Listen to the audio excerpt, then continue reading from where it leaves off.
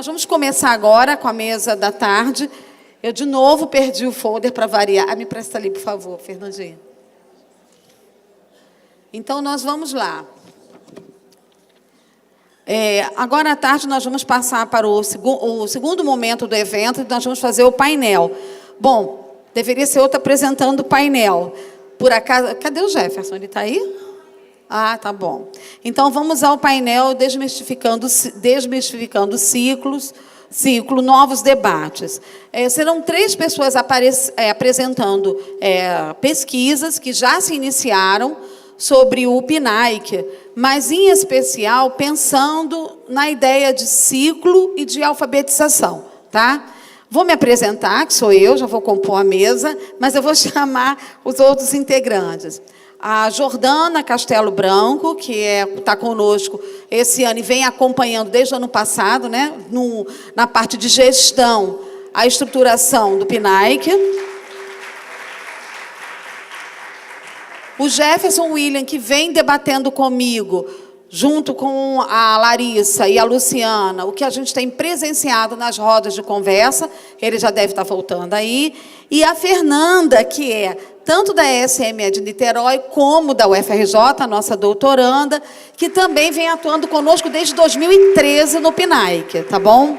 Nós combinamos 20 minutos, vamos tentar seguir agora o horário, e aí nós vamos abrir para o debate, para poder a gente ampliar, porque eu acho que o painel ele trará algumas coisas importantes. Como o Jefferson não está aí para mediar por enquanto, tem como vocês marcarem? Eu começo, então? Espera aí. Ah, já está. Bom, eu vou fazer a primeira parte. Eu vou apresentar uma experiência, como eu disse a vocês na pesquisa, no texto inicial. Em 2015, nós começamos a aprofundar o debate sobre ciclos. Nesse debate, houve uma reivindicação de que nós precisávamos ouvir os professores alfabetizadores, porque nós ouvimos os coordenadores locais, ouvíamos os professores orientadores de estudos, mas não tínhamos chegado ainda no destinatário, que eu não digo nem que ele era o final, mas num ator principal, que é o professor alfabetizador. Nesse momento, nós já reunimos uma base de, eu acho que 13 rodas de conversas. Nós estamos fechando o cálculo, porque nós estamos com um quantitativo grande, e alguns se misturam entre palestras e rodas de conversa. Eu vou mostrar para vocês como nós trabalhamos com a ideia de ciclo e como os professores vão mostrar o que significa o ciclo.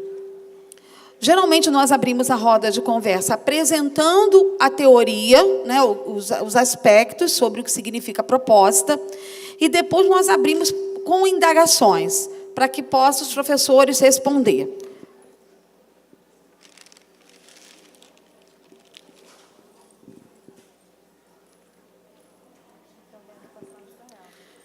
Antes de começar a apresentação das rodas de conversa, eu trago algumas informações que eu acho que são especiais. Na década de 80, cada 100 crianças repetiam, 40 crianças repetiam o primeiro ano, ou seja, 40%. É uma proporção muito grande. É um índice de reprovação enorme. Quando nós chegamos na década de 90, foi a tentativa de solucionar esse problema. E aí veio a ideia, que já vinha desde 1920, que muitos chamam de aprovação automática. E muitos chegaram à promoção via aprovação automática. E a nossa pergunta é, os meninos... o Jefferson chegou. O Jefferson venha mediar a mesa. Nós chegamos à seguinte pergunta. Reprova-se bastante e aprova-se bastante. Até que ponto esse movimento tem favorecido a melhoria da alfabetização? Será que reprovar vem ajudando ou não? E aprovar uma criança sem o conhecimento também vem colaborando? E vocês vão ver por que nós chegamos a essa ideia. Em 2009, ainda, né, como uma outra surpresa para nós, a taxa nacional de reprovação no país é de 3,%. Ou seja, nós temos 74 mil crianças reprovadas no Brasil. Não é pouco, gente. 74 mil é um número significativo. No Rio de Janeiro, em comparação à média nacional, são 9,3. Então, a gente imagina que é um quantitativo significativo de crianças que não sabem ler e escrever no estado do Rio de Janeiro. E muitos podem chegar ao observatório do PNE, se consultarem o mapa de fluxo escolar, vão observar que a taxa acima de 15 anos, com jovens sem apropriação da leitura e da escrita, é muito grande. Então, a pergunta é, aprovar ou reprovar? Será que essa é a questão? Eu ouvi, um tempo agora, uma pessoa se colocando, ela dizendo, não é melhor reprovar no segundo ano para não reprovar no terceiro? Até que ponto a ideia de reprovação ela vai seguindo e competindo com a ideia de ciclo, tá? Bom, o que os professores falam do ciclo? Eu coloquei o título 3 horas é pouco para falar, porque os professores, quando participam das rodas de conversa, se você não colocar um ponto final, eles querem continuar e querem falar. E, nesse momento, é que a gente começou a discutir e muitos professores começaram a nos questionar o que significava aprovação automática. E, se não é aprovação automática, vinha a pergunta como aprovar. Observem que a ideia de aprovar, ela vem sempre acompanhada do processo que a criança atravessa na escola. Esse processo, na verdade, os professores começaram a nos dizer algumas coisas importantes. Aqui nós categorizamos com 3 aspectos. Primeiro, os professores dizem que reprovar, eles sentem culpa. Aprovar, também sentem culpa. Eles dizem que, no momento em que eles são obrigados também a aprovar, há uma quebra na ideia de ciclo. Porque criou-se aquela ideia de que não aprendeu no primeiro, aprende-se no segundo, não aprendeu no segundo, aprende-se no terceiro. E o que os professores mais reclamam é da culpabilização que cada um recebe. Se o terceiro não consegue ensinar, a culpa é do segundo. Se o segundo não consegue ensinar, a culpa é do primeiro. E o que eles vão mostrar é que acaba fragmentando a ideia de compromisso profissional, porque não tem uma continuidade. Então, como eu vou garantir a continuidade na proposta? E eles vão dizendo que acabam caindo no isolamento profissional. Isso é muito sério, porque nós vamos chegar no final e indagar, será que nós vivemos o ciclo realmente? Ou será que nós estamos tão presos a aprovar e reprovar que não experimentamos o ciclo? É isso que os professores estão querendo. Nas rodas de conversa, nós somos muito pressionados, como universidade, a pensar que caminho é esse que nós estamos escolhendo para estudar o ciclo. E uma das coisas que o professor vai dizer é, olha, para ciclo tem que ter um comprometimento profissional. E o profissional do primeiro, do segundo e do terceiro ano. Essa ideia de comprometimento profissional tem sido em todas as rodas. Isso é significativo, porque para eu lidar com compromisso, eu preciso lidar com a alfabetização. Que saberes, que conhecimentos, que concepções eu vou caminhar na escola para pensar em alfabetização. Então, os professores vão mostrando que tem coisas importantes que nós precisamos voltar lá na ideia de ciclo, revisitar o ciclo e pensar o que está acontecendo com a escola pública e quando a gente vai mudar de uma organização seriada para uma organização ciclada. Tá? E outro aspecto que eles dizem, cadê os pais? Por quê? Porque eles vão trabalhar com a ideia de que a mesma ideia das classes médias, né? O capital cultural, ele já vem sendo desenvolvido pelas famílias e eles vão legitimar na escola. E eles precisam desse apoio da família. E o que eles encaram? Novos arranjos sociais e novas formas de parentalidade, que é muito interessante, como os professores vão mostrando, que nós temos hoje novas formas de trabalhar com a ideia de parentes. A madrinha é alguém especial, a avó é uma pessoa especial, a tia é uma pessoa especial, a vizinha também é uma pessoa especial. A ideia de quase, vamos colocar entre parênteses, uma mãe social, ela existe. E uma família marcada pela uma família matrifocal. Em geral, mulheres que são, né, as gestoras de 3 gerações. E que os filhos mais velhos assumem também. Então, esse arranjo social, elas vão mostrar que isso foi vindo com as transformações que a escola pública sofreu com a década de 80, e que já vinha falando, os bolsões de pobreza entram na escola pública, mas será que nós pensamos que é uma escola especial, que é uma escola que, na verdade, é uma escola popular de massa? Como nós nos preparamos para lidar com a escola popular de massa? Quem é alfabetizador está com esse dilema dentro da escola, e que é bem acentuado. Ele sente isso de certa forma. Por quê? Porque são segmentos, são gerações e gerações que sofreram as desigualdades sociais, que chegam na escola, e a escola está lidando com o que aconteceu com as desigualdades sociais. E o professor está tendo que dar conta disso. Então, eles vão dizendo, até que ponto, né, eu preciso de um tempo para falar da minha angústia e para dizer, olha, esse grupo que você está me dizendo de ciclo, que ciclo é democrático, que ciclo é isso, eles vão dizendo, quais são os caminhos que eu preciso pensar na alfabetização. Aqui eu digo, o mais importante é a ideia do compromisso profissional, porque se eu estou ocupando o professor do segundo, eu estou ocupando o professor do primeiro, não tem continuidades. Tem quebras. E uma das coisas interessantes que os professores estão mostrando é o próprio professor que também é contratado e que é iniciante. Muitos professores falam isso nas rodas. O professor contratado, ele não tem a identidade da rede municipal. Ele fica, daqui a pouco ele vai embora. Ele não vai defender uma concepção de educação, ele não vai, e ele leva o investimento da formação embora. E o professor iniciante, ele, aquele até 3 anos de formação, que já está formado, ele tem muitos dilemas, ele tem várias ansiedades. Ele acabou de sair ou de um curso normal, que no Rio de Janeiro nós temos 95 escolas normais, certo, Silvana? São 95, né? E mais aquele que acabou de sair ou de uma universidade privada ou de uma universidade pública.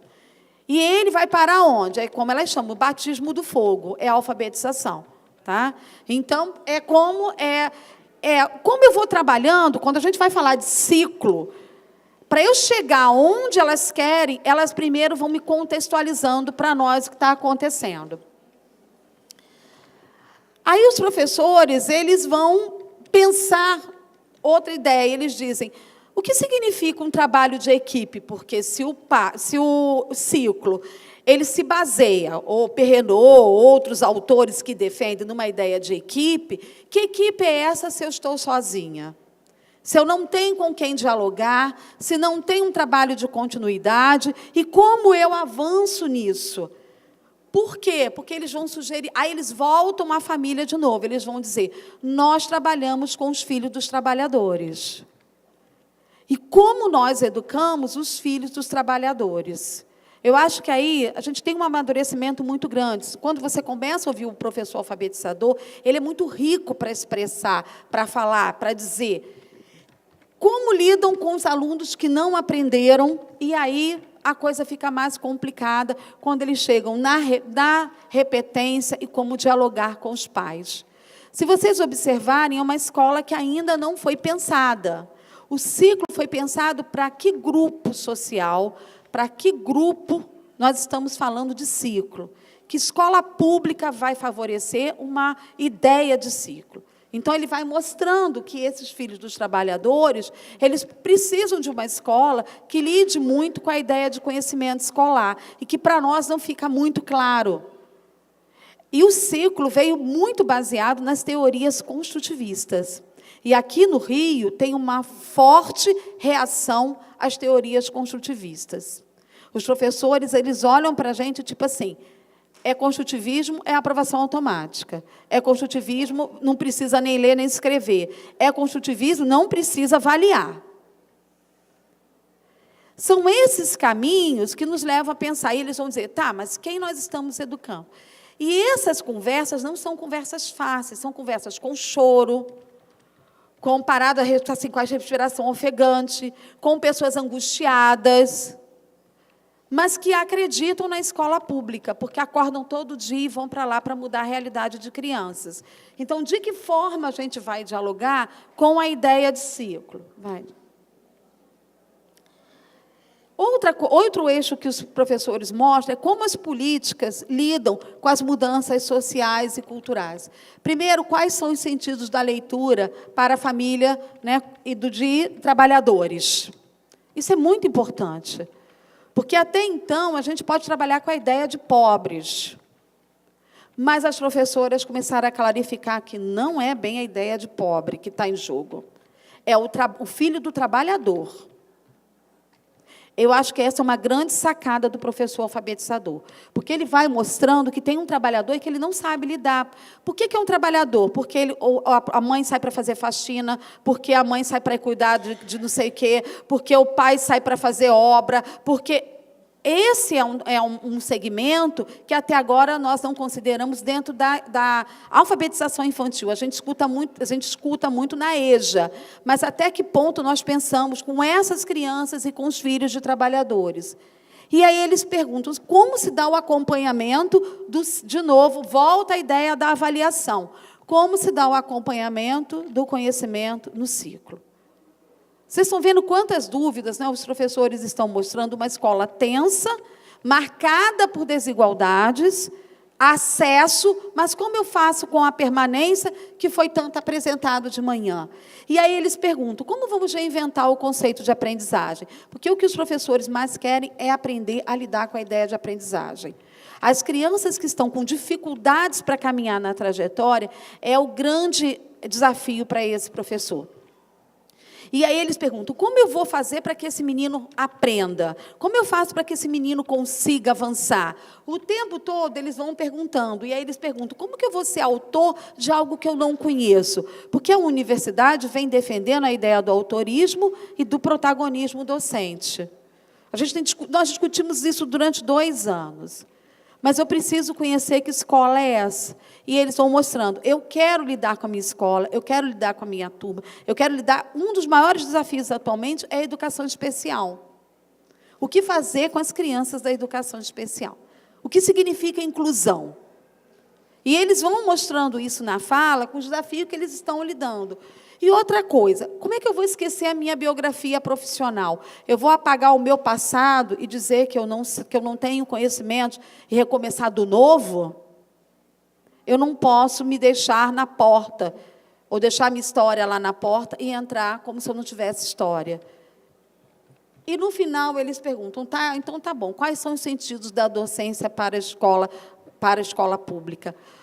Eu vou traduzir um pouco como nós trabalhamos essa categoria, né? Os professores mostram que a docência ela não foi pensada em termos de ciclo. Quando o construtivismo coloca como centro a criança, de certa forma, a figura do professor ela foi colocada como uma figura secundária. Não que ela tenha que ser secundária. Na verdade, os dois trabalham juntos, aluno e professor, de forma dialógica. Mas o que acontece é uma grande solidão entre esses dois atores. E aí a gente pergunta, a pergunta que não quer se calar, né? 6, 7 ou 8 anos. A pergunta dos professores é que eles sabem da importância do ciclo, eles sabem que é muito mais democrática, e que, se não houver, né, essa continuidade, nós vamos pensar em outras coisas, menos na ideia de uma educação mais democrática. E eles perguntam, será que já tivemos a ideia de ciclo implementada? Será que realmente nós experimentamos o ciclo, ou apenas repetimos uma seriação diferente? Porque estamos perdidos na concepção teórica, no campo que nós vamos dar alfabetização, e como nós vamos avançar nesse debate. E aí eles vão mostrar que ignora-se todo o contexto da alfabetização, sem falar dos processos de responsabilização. Quem é o culpado pelo fracasso? Ou é o professor ou é o aluno. E os dois ficam com essa quebra que o tempo todo eles indicam. Ou seja, eu vou traduzir um pouco melhor. Os professores estão mostrando que eles vão aprovar automaticamente ou eles vão reprovar. Mas os dois darão na correção de fluxo. Nós só vamos aumentar a quantidade de crianças que não vão se apropriar do conhecimento escolar. Porque nós estamos centrando na promoção. Eu quero que o menino vá à frente. Mas nós estamos esquecendo de um debate fundamental, que é o conhecimento escolar e a apropriação desse conhecimento escolar. Como vamos trabalhar o conceito de alfabetização ali e como nós vamos avançar com as práticas alfabetizadoras. Tá? Ou seja, voltar para o seriado, nós podemos voltar às grandes estatísticas de reprovação.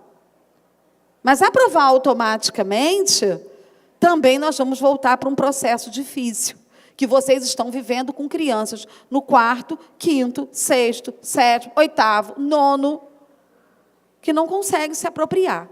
Então, a questão, será que a questão é reprovar ou aprovar? É diminuir o tempo? É comprimir essa alfabetização? E detalhe, pelas diretrizes curriculares, a idade de 6 anos era da educação infantil.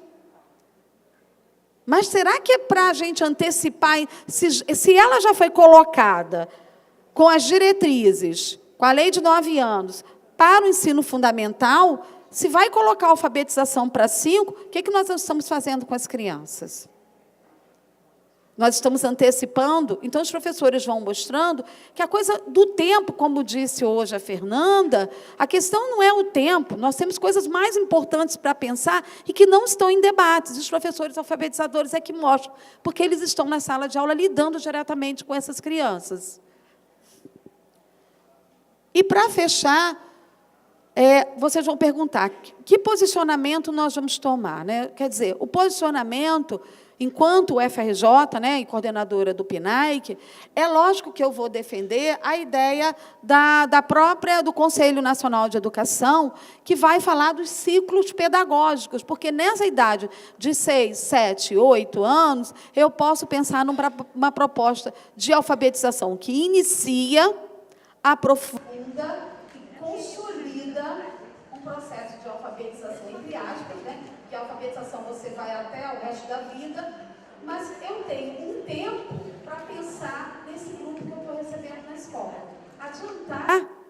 Será que nós vamos conseguir realmente aprofundar a alfabetização com essas crianças que já estão vindo, os filhos dos trabalhadores? E aí a ideia é, será que nós vamos fazer alterações? E quais são os encaminhamentos que os professores colocam? Eles não negam o ciclo. É a coisa mais interessante, os professores não negam o ciclo, mas eles citam alguns encaminhamentos. Primeiro, diferenciar o que é progressão continuada dos alunos, que não é aprovação automática, é muito diferente o conceito. Pensar na proposta curricular, que nós vamos pensar para a alfabetização, a ideia da avaliação, como nós vamos pensar a avaliação nesse processo, e a formação continuada. Ou seja, os professores sugerem que a gente precisa avançar no debate sobre a alfabetização infantil ou continuaremos reproduzindo novamente os índices de reprovação. É bem interessante como um professor, né, ele sugere isso à universidade. Ele conhece a teoria, ele sabe do que eu estou falando, mas ele vai me dizer, olha, vem para a escola, observa o cenário e vê o que está acontecendo. E, enquanto universidade, eu digo, 2 ou 3 anos. 2 anos, nós não vamos ter tempo para fazer um processo mais aprimorado para lidar com a alfabetização. Nós só vamos antecipar, de novo, as reprovações em massas. E quem é que vai pagar, vou botar entre aspas, a conta de novo? Vai ser o professor mais à frente. Porque, de certa forma, vai voltar tudo de novo. Então, a proposta é, será que nós realmente já tivemos ciclo? Ou nós temos que voltar e dizer assim, não, vamos agora botar o ciclo em debate. E vamos avançar na proposta, trazendo melhoria para a alfabetização das crianças de 6 a 8 anos. Tá bom? Obrigada.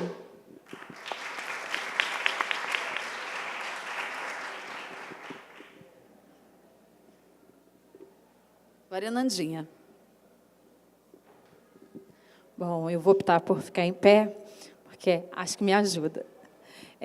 Bom, primeiro, boa tarde. Muito bom estar aqui, apesar do nervosismo, né? Porque é uma responsabilidade também. É bom rever alguns rostos, né? Conhecer alguns. Mais nervosa ainda porque tem a orientadora, tem um monte de gente aqui conhecida ouvindo a gente falar. Mas como eu compreendo que não são certezas, né? Não são certezas peremptórias, mas sim algumas discussões, algumas reflexões.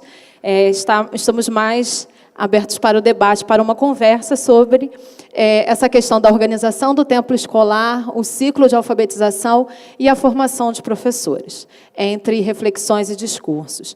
E aí nós passamos o fim de semana, né, Jordana, conversando como é que nós organizaríamos, e aí nós pensamos em discutir, conversar um pouquinho sobre os dois sujeitos, né? A gente entende a importância da gestão, a gente entende a importância das políticas, mas a gente precisa pensar nos dois principais sujeitos envolvidos nisso tudo, né, que são o professor e o aluno. Então, eu trago um pouquinho para a gente pensar na questão do professor e o ciclo dessa formação, e depois a Jordana vai trazer algumas reflexões a respeito do aluno, da infância. E aí, eu trago a Cecília, né, minha formação em letras, a questão estética me acompanha, a literatura me acompanha, e aí a gente pensar no tempo, acho que conversa um pouquinho com o que a Patrícia conversou com a gente de manhã, é pensar nessa questão do tempo, e a Cecília nos ajuda trazendo esse trechinho que, para mim, é muito singular, né? Não sejas o de hoje, não suspires por ontem, não queiras ser o de amanhã, faze-te sem limites no tempo. E aí um pouquinho com essa visão que a gente vai conversar sobre essa questão do tempo escolar, pensando no ciclo.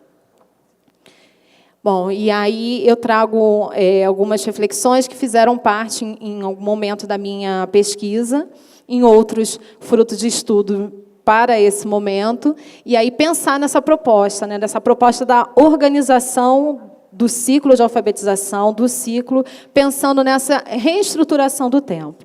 E aí a Fetzner, né, traz como ideia principal do ciclo essa divergência, né, diverge dessa organização seriada do currículo tradicional, uma vez que ele é orientado pela organização da faixa etária dos alunos, respeitando os ciclos de desenvolvimento humano. E a Elaine já falou um pouquinho sobre isso, né? O ciclo vem com essa proposta de regularizar o fluxo dos alunos ao longo da escolarização, vem como uma tentativa de superar a excessiva fragmentação do currículo e também a ordenação ou a reordenação do tempo escolar que se faz mais flexível. E só nesse PowerPoint, aí, só nesse slide, a gente pode pensar um monte de coisa, né? Essa regularização tem realmente acontecido? Essa tentativa de superar esse currículo tem realmente acontecido? Porque, às vezes, a gente vê essa proposta de organização no currículo, mas a gente ainda continua dividindo em primeiro ano, segundo ano, terceiro ano, quarto ano e assim por diante. Pode passar. E aí, essa questão do tempo também é interessante a gente observar que, embora estejamos trazendo novamente essa discussão, é uma discussão que já está posta há bastante tempo. Assim como a Fernanda falou de manhã, né, dessa história das políticas que nós precisamos também recuperar. Essa questão da organização do ciclo, dessas experiências de progressão continuada, de organização por níveis, remonta lá à década de 50, 1958, né? A organização em níveis também nos estados de Pernambuco e São Paulo, essa possibilidade de organização desse tempo escolar, já presente lá nas leis as LDBs de 61 e de 71. Então, essa discussão já nos acompanha há bastante tempo.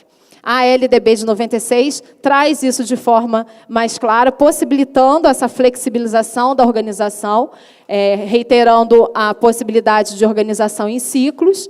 E aí a gente tem outros documentos que também vão no esse amparo, como os PCNs e a concepção que está presente nos nossos PNEs, né? Então, para a gente pensar o quanto essa questão ela já vem sendo discutida e muitas vezes nós não temos essa visão, nós não temos esse conhecimento.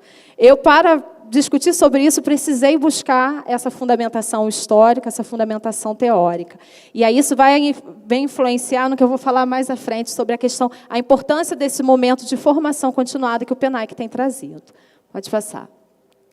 E aí a gente tem visto, né, apesar desse ciclo histórico, alguns desafios que nos são muito comuns, alguns mais próximos de nós, outros mais distantes, mas que vão perpassando também essa questão, né? Pensar que as experiências brasileiras são bastante variadas e numerosas, enquanto nós temos processos que já foram interrompidos e modificados muitas vezes, nós temos outras redes que estão começando essa organização. E aí o PENAIC, eu acho que trouxe uma referência importante, porque ele é um documento, né, legal que diz que o primeiro, segundo e terceiro ano vão formalizar o ciclo de alfabetização. Eu, nesse período já de PENAIC, né, eu brinco, Elane, que eu já passei por todas as fases. Já fui orientadora, já fui formadora, fui supervisora, mas eu sou, acima de tudo, professora.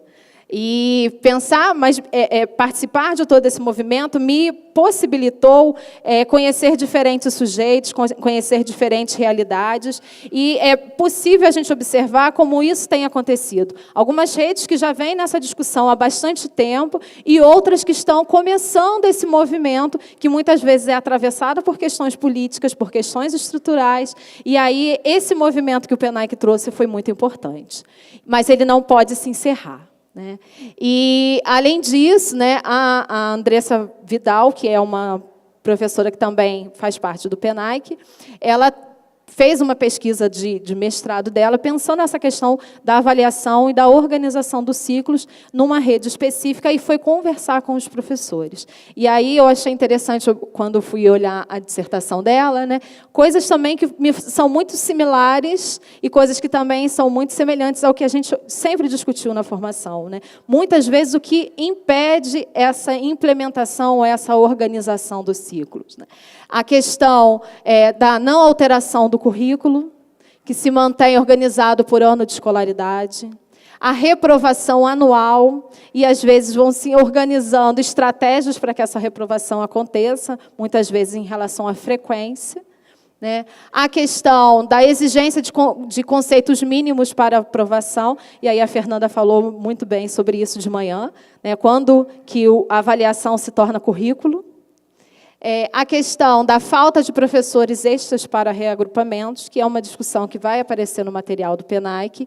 A inexistência de documentos concursados, e aí a gente também já falou sobre isso, né? A gente está retomando, como diz Bakhtin, a gente vai reiterando outros discursos, né? O grande número de professores contratados, que muitas vezes não passaram, não estão envolvidos nessa discussão, e a gente parece que está sempre tendo que começar de novo. Então, são questões que a professora Vidal vai aparecendo e vai nos tocando e vai nos mostrando a importância de retomarmos, sim, esse debate, né? Pairam grandes controvérsias, né, que abalam esse modo de funcionar da escola, porque o ciclo propõe uma organização diferente. O material que vai aparecer ali daqui a pouquinho, uma análise nos materiais do PENAIC, vão mostrando essa sugestão de outros tempos e espaços, a organização de outros tempos e espaços, que às vezes nós não conseguimos fazer por N questões em relação ao nosso espaço escolar, né? E aí o grau de satisfação dos atores envolvidos, que também é um fator determinante para essa organização e essa implementação. Pode passar. Bom, e aí eu chego na pergunta que me toca bastante, né? E os professores? E nós? Porque muitas vezes as políticas são estruturadas, os documentos são construídos, as questões são discutidas nas redes, mas o professor e o aluno muitas vezes não são ouvidos, né? E aí a tônica não é dar voz aos professores, é ouvir a voz dos professores. O que nós temos a dizer sobre? Me incomoda muito discursos de que o professor não sabe fazer, então ele tem que participar de cursos para aprender, né? Os termos capacitação, reciclagem, termos que vão ignorando que somos, sim, produtores de conhecimento, somos, sim, detentores de saberes e fazeres, e que precisamos ser respeitados nisso, e precisamos participar desse movimento também de elaboração. E aí, o que os professores colocam, né? Muitos professores ainda questionam esse modelo de organização por incompreensão, em alguns momentos, sim, mas também pelo fato dessas descontinuidades do processo que vão se instaurando, a dificuldade de nos identificarmos como co-participantes dessa organização, porque muitas vezes não somos consultados, não somos ouvidos, não participamos desses movimentos de discussão, somos ignorados e somos vistos como apenas executores. E nós precisamos ocupar esse espaço de produtores e também elaboradores dessas propostas. A convicção de que as políticas tendem a desconsiderar a escola e seus professores, e muitas vezes somos apenas considerados responsáveis pelo fracasso ou pelo sucesso, e aí parece que tudo cai nas costas do professor ou do aluno, né? O não comprometimento das demais instâncias do sistema com mudanças que são mais profundas, né? E aí a questão da estrutura e do funcionamento do ensino também precisam ser discutidos e revistos.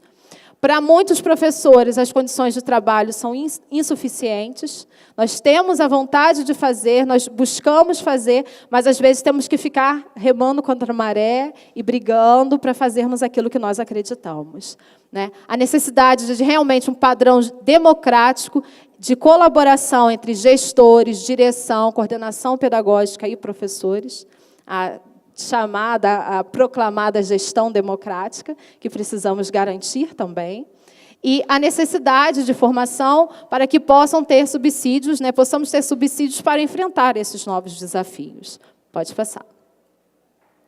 E aí, eu trago uma análise, e aí a proposta da análise discursiva me acompanha, né? O Bakhtin, para mim, é uma referência importante, por considerar que são discursos direcionados a interlocutores, que contêm em si o germe de uma resposta, e que nós precisamos fazer a leitura desses materiais de forma crítica. Precisamos garantir esses espaços de formação para a leitura desses materiais de forma crítica e compreender quais são as propostas. E o PENAIC vem com essa proposta de organização do ciclo de alfabetização, embora muitas redes já venham discutindo sobre isso. Eu considero que o PENAIC trouxe isso a nível nacional, porque ele propõe, dentro de um documento que é destinado a todo o país, ele propõe a continuidade dos trabalhos durante esses 3 primeiros anos. E aí é muito difícil a gente pensar agora, né, depois de 4 anos de estudos de PENAIC, depois de discussões da nossa base curricular, vir, de repente, uma outra versão que desconsidera tudo que foi desenvolvido e diz que agora são 2 anos. Sendo que o nosso documento do PENAIC que rege isso está colocado lá como 3. E, mesmo assim, em 3, nós sabemos de todas as dificuldades que temos, né? Pode passar. Uma outra questão que os documentos apontam, né? Esse material específico são os cadernos de apresentação e o caderno de formação continuada, né? Os 2 cadernos de 2012, que são os cadernos que apresentam isso de forma mais estruturada. E, lá na página 21, ele vai trazer essa proposta de enturmação desses agrupamentos por idade, e aí os 6, 7, 8 anos, né? Mas vai propor enturmações flexíveis e que as turmas sejam agrupadas por diferentes possibilidades. Ele vai trazer lá a possibilidade de agrupamento por desenvolvimento de projeto, ela vai trazer a possibilidade de agrupar as crianças que estejam com dificuldade para avançar nesse sistema de compreensão do sistema de escrita. Então, se propõe que esse espaço e esse tempo da escola também seja flexível. E aí a gente pergunta, será que temos estrutura? Será que conseguimos isso? Né? Pode passar. Mais um documento, mais um trecho que vai falar sobre essa questão da avaliação. e das estratégias de enturmação, e vai trazer lá novamente, claro, a proposta do ciclo de alfabetização, pensando nos 3 primeiros anos do ensino fundamental, né? E tem sido considerado como um tempo necessário para que os meninos consolidem suas aprendizagens sobre o sistema de escrita. E aí eu acho importante ressalvar que é até os 3, e não esperar para que os 3 anos se passem para que isso seja feito. Por isso, cada ano de escolaridade tem, né, as propostas do que pode ser desenvolvido e tem aquilo que nós podemos trazer como perspectiva de formação do nosso aluno, pensando, como foi falado de manhã, nessa formação científica, ética e estética.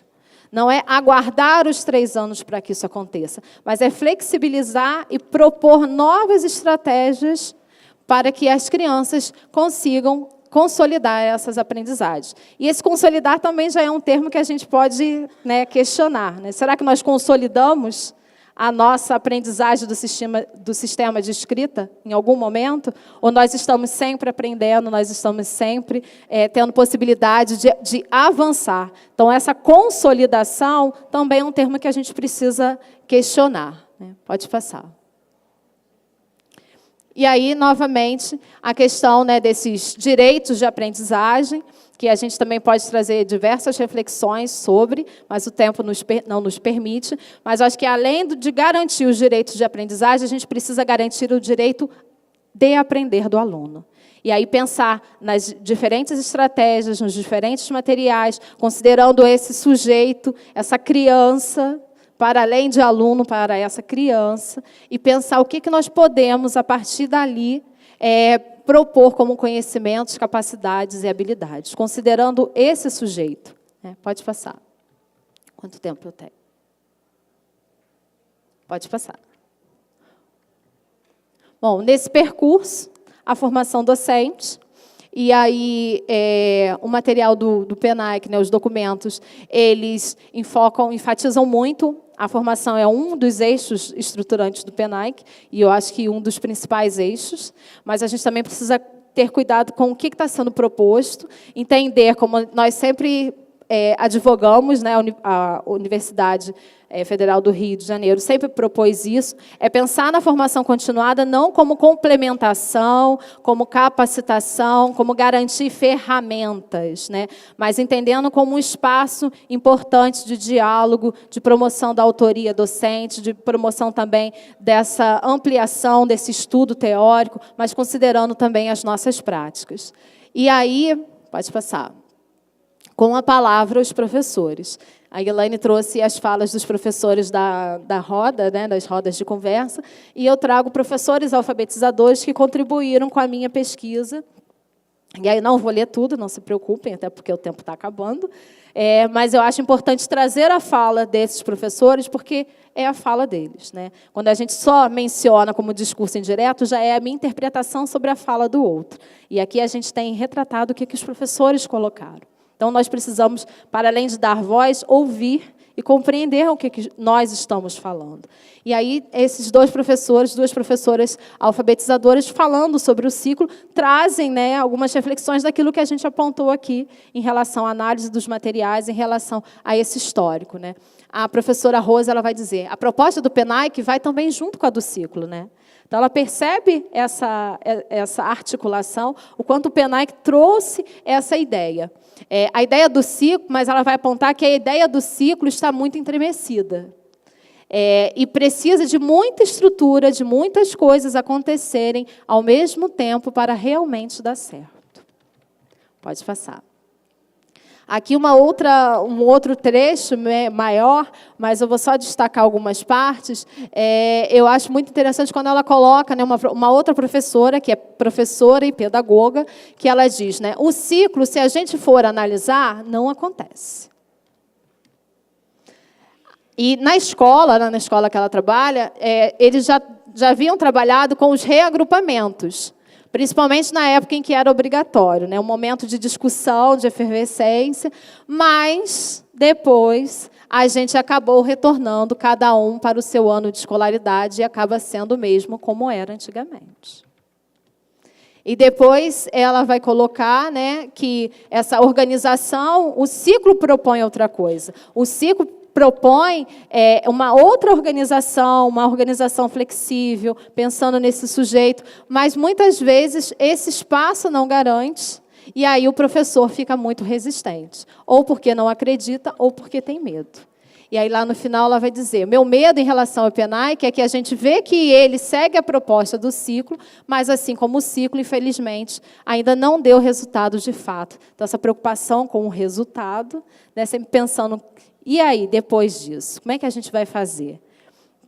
Já trazendo uma reflexão sobre essas propostas políticas que são geralmente interrompida, geralmente desconsiderada aquilo que veio antes, geralmente desconsiderando o trabalho docente, e aí os receios que vêm junto com isso, né? Pode passar.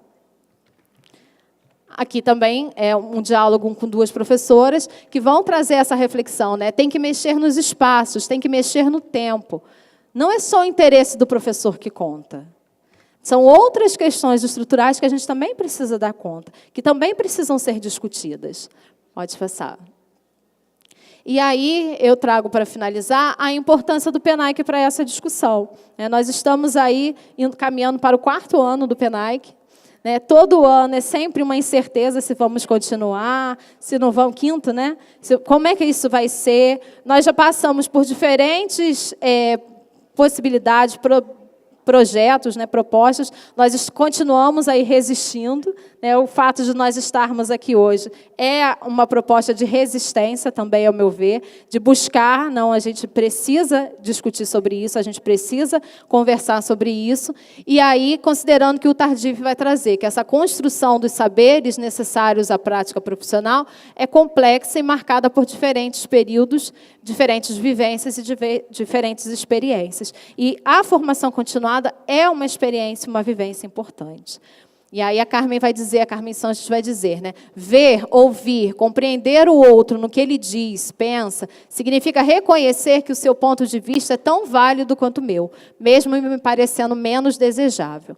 A assunção da relação dialógica como constitutiva do processo de reconhecer abre caminhos para que diferentes pontos de vista possam ser discutidos, confrontados, negociados, transformados ou não. Pode passar.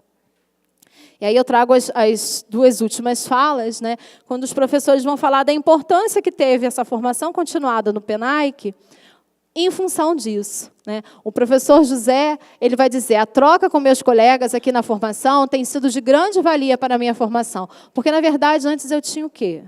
Eu tinha teorias, eu tinha as questões da faculdade, mas quando a gente está lá na prática é que a gente vê. Né? E a professora Rose vai dizer isso também. Aqui a gente pode compartilhar isso também, o que deu certo, o que não deu. Por exemplo, tem gente que aceita a ideia do ciclo, outros não, já acha que não está levando a lugar nenhum. Então, é bom a gente ouvir, refletir sobre o que estamos fazendo. Pode passar. E aí, para concluir, né, a defesa, e aí é a defesa mesmo, da importância do PENAIC na discussão e na implementação desse ciclo de alfabetização de 3 anos, mas especialmente pensando na importância do PENAIC para essa discussão. Quantos sistemas de ensino não tinham garantidos esse espaço para que os professores pudessem sentar, conversar, dialogar, trocar as experiências, falar sobre, estudar sobre. Aquela reflexão lá no início da história do ciclo, a gente teve que buscar para estudar e para refletir sobre. E o espaço da formação do PENAIC foi um espaço importante para isso. Né? A importância da formação para conhecermos esses pressupostos teóricos que embasam essa proposta, buscando a leitura crítica desses documentos formativos. E aí a mesa da manhã mostrou isso, a importância de nós conhecermos a base, a importância de nós conhecermos as legislações, a importância de nós conhecermos os documentos que regem esse programa, E a importância, né, os discursos docentes mostram isso, a importância desse programa, apesar das suas contradições, e todos nós as vivenciamos nos nossos micro e macro espaços, mas, apesar dessas contradições, a importância do PENAC por criar espaços e oportunidades para que professores de diferentes formações, diferentes escolas, diferentes perspectivas, diferentes possibilidades, concepções teóricas, pudessem estar juntos discutindo, debatendo, se formando, se conformando, porque nós, enquanto formadores, enquanto orientadores, nós nos formamos em conjunto, e quantas coisas nós não aprendemos nessa relação. E aí, por isso, nós advogamos sobre a importância da disponibilização desses espaços da formação, desde que sejam garantidos como espaços dialógicos, em que não há apenas uma voz, não há apenas um saber que deve ser considerado, mas considerando a teorização e a reflexão sobre as práticas e a valorização dos saberes e fazeres docentes, encarando a nós, professores, como profissionais responsáveis e críticos, que possamos olhar para essas propostas e tirarmos dela aquilo que é importante para nós, mas sermos considerados também como produtores de conhecimento. E aí não é formação como capacitação, não é formação como reflexão, é formação docente, com professores, de professores, para professores, garantindo um espaço dialógico e garantindo a valorização dos nossos saberes e fazeres, que estamos sempre buscando o melhor da nossa profissão, o melhor do nosso fazer, pensando sempre no melhor para o nosso aluno. Então, são essas as reflexões, e depois a gente pode conversar um pouquinho mais. Obrigada.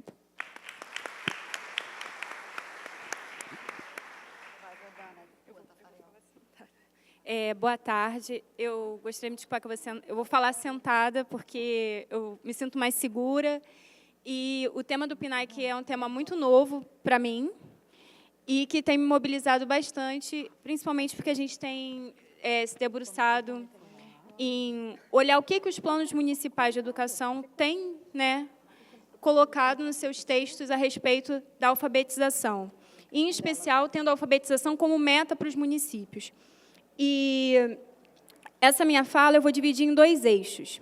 Um eixo que é o ciclo de infância e o ciclo de alfabetização, e o outro eixo que é infância, alfabetização, qual infância? E essa minha fala tem um nome de ciclo, alfabetização e infância. Eu vou me deter as minhas análises em função de como surgiu, como foi que chegou às escolas, a partir de que legislação foi implementado de fato os ciclos dentro do sistema de ensino. E como foi trazida essa ideia, principalmente a concepção de infância? Como aparece nesses documentos a ideia de infância e ciclo? Como é esse diálogo, né? Então, eu inicio falando da Lei 11.274 de 2006, que vai determinar que o ensino fundamental seja em 9 anos seja obrigatório, o ingresso das crianças de 6 anos no ensino fundamental. Esse documento ele vai trazer várias questões para as redes municipais de ensino em todo o país. No Rio, a gente tem uma especificidade, uma particularidade, que as crianças de 6 anos elas já estavam, de certa forma, inseridas dentro do ensino fundamental, por várias questões, não só práticas, da organização da prefeitura, algumas escolas de educação infantil já estavam no mesmo espaço que escolas de ensino fundamental, então esses espaços acabavam sendo muito próximos, então as práticas acabavam dialogando muito. E nós vamos ter também em outros estados e municípios, fora do município do Rio de Janeiro, essa questão da criança de 6 anos estar no ensino fundamental como uma grande questão, uma coisa muito inovadora. Como é que a gente vai fazer as crianças de 6 anos, que antes estavam na educação infantil e agora estão no ensino fundamental? Então, essa legislação ela é fundamental para a gente pensar o ciclo de infância e a alfabetização em ciclos. Por quê? Porque vão ser escritos uma série de documentos organizando e tentando ajudar os municípios, os estados, a se apropriarem dessa legislação. Dentre elas, nós temos o documento Ensino Fundamental de 9 anos, Orientações para a Inclusão de Criança de 6 anos, que é um documento publicado em 2007, e que ele vai esclarecer como é que vai ser organizado essa escola de 9 anos, como é que essa escola de 9 anos vai absorver essa criança de 6 anos. E, dentre os pontos que esse documento vai se remeter, é o parecer, as diretrizes curriculares para o ensino fundamental, que é de 1998, e vai trazer muitas questões voltadas para como a escola vai receber essa criança e como vai ser feita essa organização do espaço escolar, das práticas, da ideia de alfabetização, tendo essa nova configuração.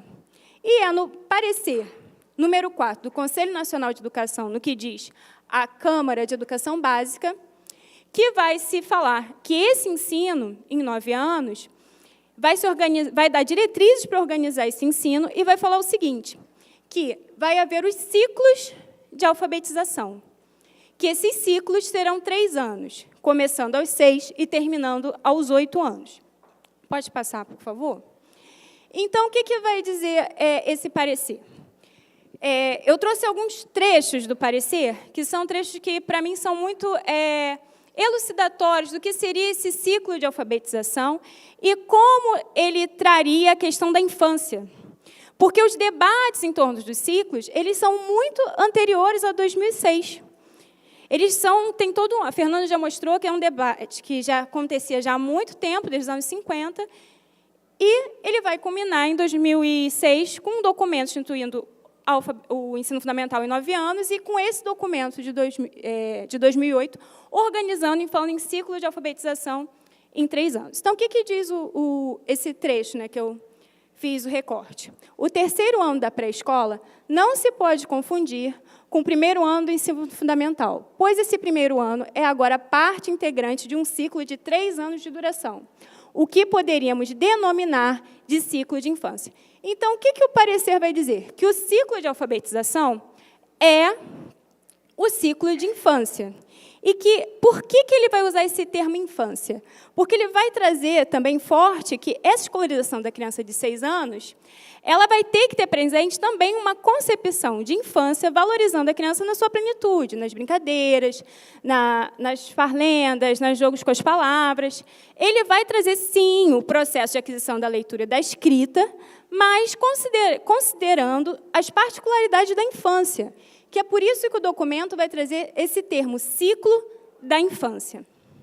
Então, o documento continua. Os 3 anos iniciais são importantes para a qualidade da educação básica, voltados à alfabetização e letramento. É necessário que a ação pedagógica assegure, nesse período, o desenvolvimento das expressões e o aprendizado das áreas de conhecimentos, estabelecidas pelas diretrizes curriculares nacionais do ensino fundamental, que datam de 98. Essas diretrizes elas foram aprovadas, sancionadas, e já estavam valendo desde 1998. Então,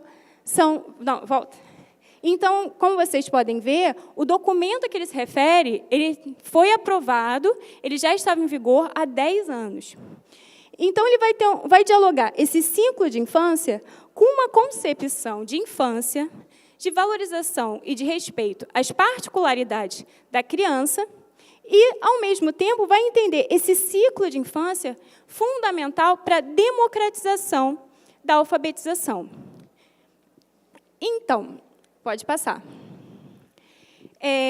Eu tomo aqui como uma parte importante dessa fala, quando a gente vai falar nesse documento das diretrizes curriculares nacionais do ensino fundamental, que o documento que sai em 2007, que são as orientações, que vai falar principalmente das crianças de 6 anos, ele vai explicar exatamente o que está sendo entendido naquele momento como alfabetização, infância, práticas pedagógicas, áreas de conhecimento, e como esses conceitos vão se costurando. E aí eu peço a Patrícia Corsino, ela é uma das autoras que escreve nesse documento e traz uma explicação que eu acho super pertinente para a gente pensar como é que vai ser trazida essas concepções, esses princípios, que serão princípios éticos da autonomia, da responsabilidade, da solidariedade, do respeito ao bem comum, aos princípios políticos, dos direitos e deveres da cidadania, do exercício da criticidade, do respeito à ordem democrática e princípios estéticos da sensibilidade, da criatividade, diversidade, de manifestações artísticas e culturais. Então, a Patrícia ela vai explicitar muito bem nesses livros de orientações o seguinte, que outro pressuposto é o da escola como espaço de ampliação de experiência. Então, desde 1998, a escola já é vista como um espaço de ampliação da experiência, das práticas culturais, pela perspectiva dialógica. E esse documento ele traz uma proposta dialógica dividida em eixos que tem como pontos que apontam caminhos que são importantes para a gente pensar não só a articulação entre as diferentes áreas de conhecimento, mas também respeitando as diferentes expressões das crianças. Então, pode continuar.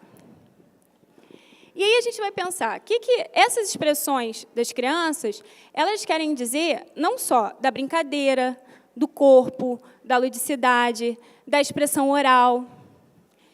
E são a partir dessas perspectivas de expressões que a gente vai pensar assim, qual é a concepção de infância que esse ciclo de alfabetização vai trazer e que essa organização em ciclos vai trazer para a gente pensar a aquisição da leitura e da escrita.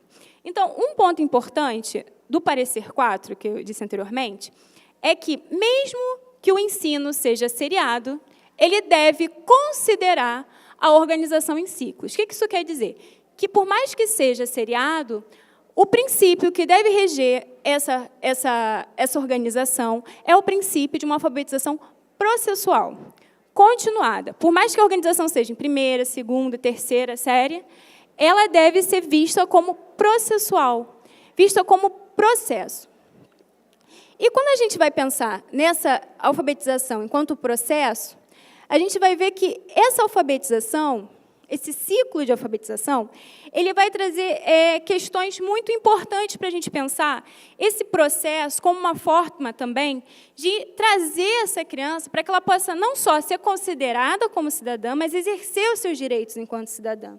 Essa perspectiva de alfabetização que o ciclo vai trazer é uma perspectiva de alfabetização que vai enxergar a criança como sujeito, uma criança sujeito de direitos, e que esses direitos eles precisam ser exercidos através da apropriação da língua escrita. Porque o Cury, que é o Jamil Cury, ele, quando escreve o parecer de 2008, ele escreve dizendo, não só escreve o parecer de 2008, mas também como integrante da Câmara da Educação Básica, ele vai pensar esses diferentes pontos dessa questão da organização em ciclos, ele vai trazer como ponto central a questão da organização em ciclos, a democratização do acesso à leitura e à escrita. Porque, naquele período, se vivia uma exclusão muito grande pela reprovação justamente nos primeiros anos. Então, a ideia de ciclo é não só inserir... E a evasão. Então, a gente vai ter uma ideia de que essa criança ela fique mais tempo na escola para que ela possa se apropriar dessa leitura e dessa escrita de maneira a usá-la, se empoderando enquanto cidadão e se fazendo capaz de usar as ferramentas da leitura e escrita. Porque a leitura e a escrita, a gente vive num mundo letrado, né?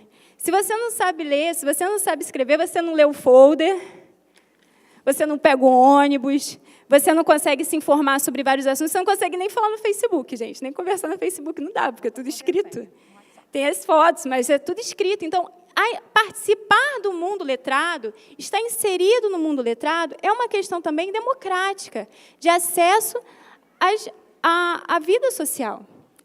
Então, ele vai trazer, a partir dessa perspectiva, eu falo em especial Cury, porque foi um dos redatores do parecer número 4, e uma das pessoas que dialogaram as questões relacionadas às orientações, pensando que essa criança ela tem o direito de apropriação de um sistema alfabético e será alfabetizada somente quando se apropriar desse sistema. E, então, tem uma autora, que é a Ramos, que ela vai trazer um ponto muito interessante que eu gostaria de ler.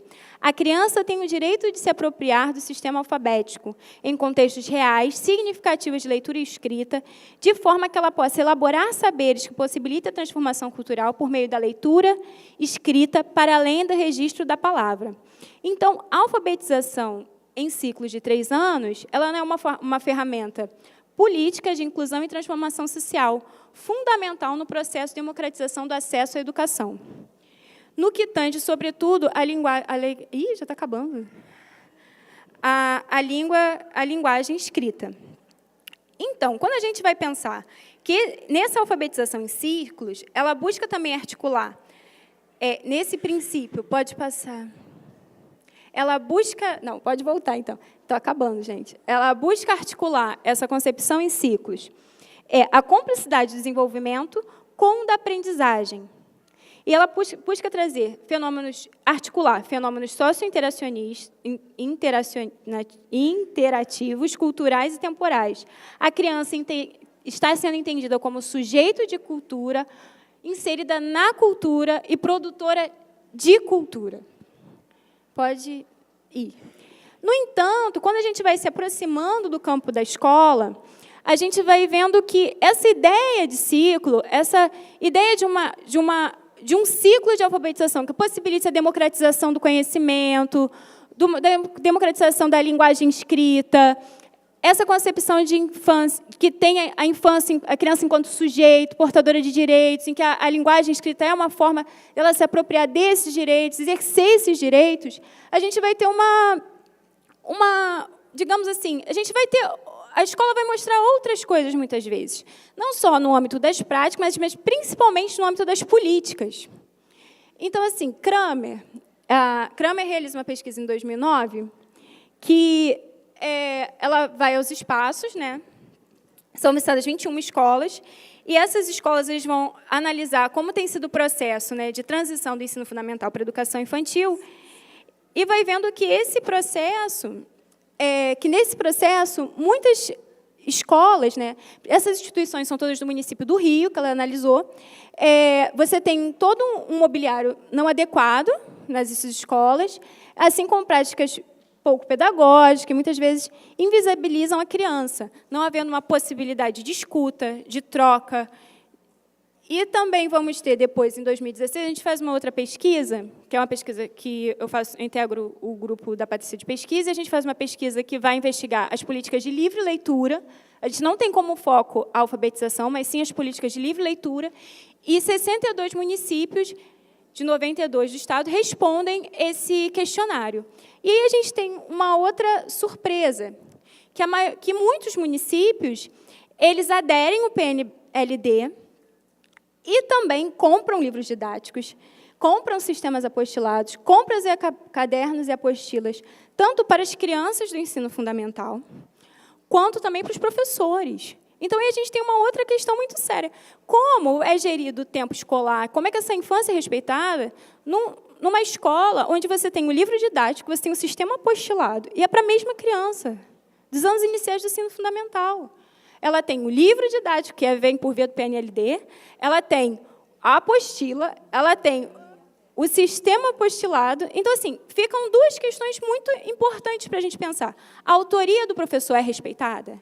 Esse professor acaba sendo colocado nesse lugar de executor de propostas pedagógicas que muitas vezes não foram formuladas dentro dos próprios municípios, porque o sistema apostilado é muito grave, porque junto com o livro vem já a proposta pedagógica pronta. É um pacote. Tem a formação já pronta, em que muitas vezes não dialoga com esse professor, não busca troca com esse professor, não respeita, muitas vezes, as particularidades de cada rede de ensino, porque é um pacote, muitas vezes, único.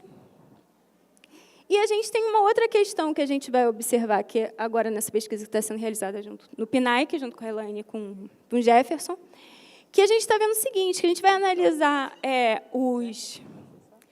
Conceição é o sobrenome dele. Aí, o que acontece? Os municípios, quando a gente vai analisar os planos municipais de educação, nós analisamos 90 planos municipais de educação. A gente está falando aqui no âmbito das políticas. O que os municípios estão fomentando de política pública voltada para a questão da alfabetização? E aí a gente vai encontrar uma questão muito complicada, que é que muitos municípios, na sua legislação, nos seus planos municipais, não têm claro o que seriam uma organização em ciclos. Só que aí a gente fica com uma outra pergunta. Quem são, como é feito esse plano municipal de educação? Quem participa desses debates? Esse debate é democrático? Participam os professores? Participa a comunidade escolar? As famílias são ouvidas? São colocadas as questões que são especificidades dos municípios?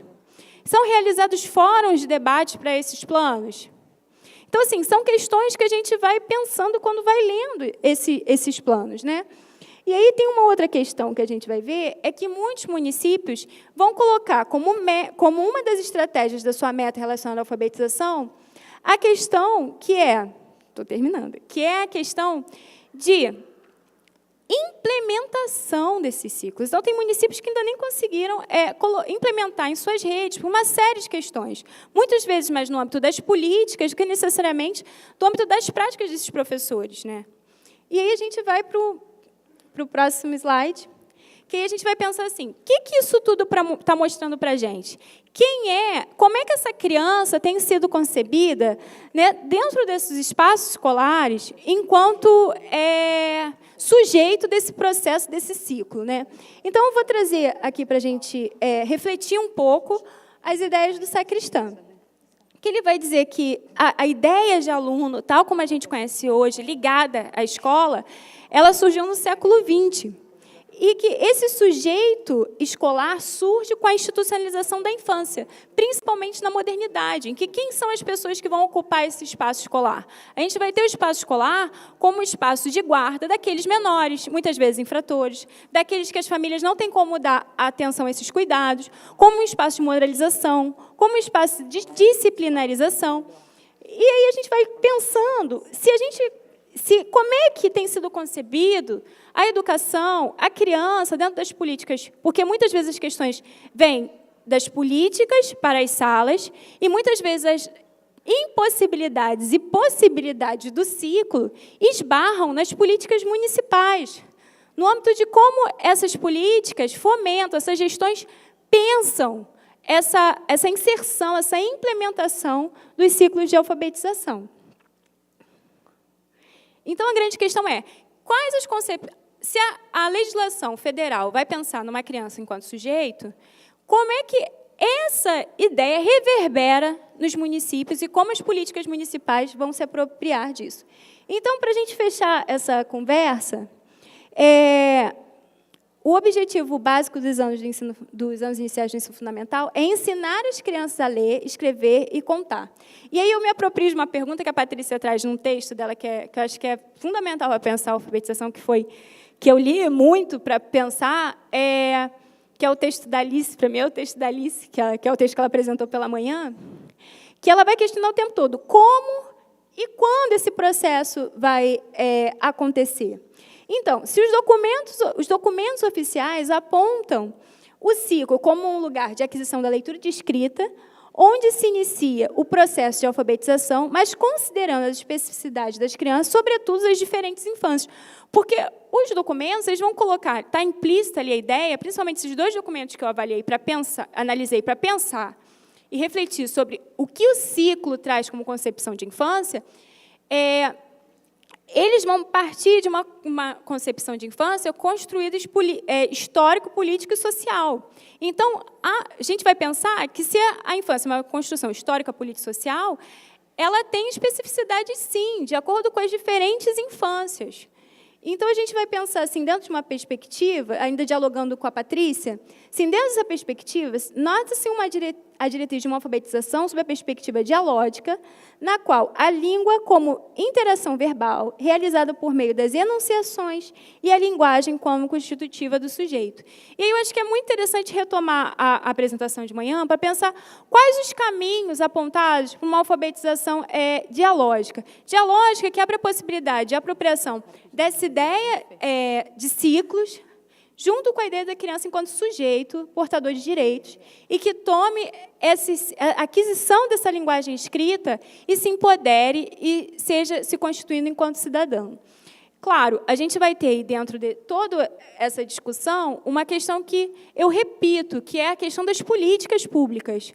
Como é que os municípios têm se apropriado disso? Se essas apropriações têm aberto possibilidades que as escolas se apropriem de uma perspectiva dialógica, voltada para uma gestão democrática, dialógica, e que sejam debatidos essa formação do professor. Porque não adianta você ter uma lei, um parecer, um conselho, toda uma política do governo federal voltada para a alfabetização em ciclos, calcada na infância, enquanto a criança enquanto sujeito, se, quando chega na implementação dessas políticas, você não tem, falta nas gestões toda uma política micro de implementação desses processos, né? Então, é isso, gente.